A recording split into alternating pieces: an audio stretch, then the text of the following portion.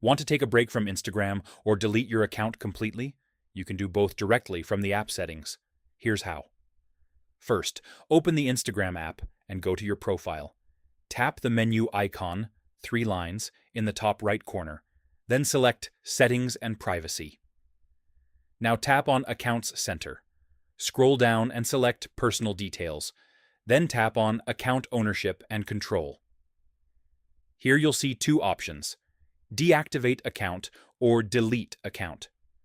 If you choose Deactivate, your account will be temporarily hidden. Your profile, photos, and likes won't be visible until you log back in. If you choose Delete, your account will be permanently removed after a certain period. Let's go with Deactivate as an example. Tap Deactivate Account, then Continue. You may be asked to enter your password for security. After that, select a reason for deactivation and confirm. And that's it. Your Instagram account is now deactivated and hidden from others.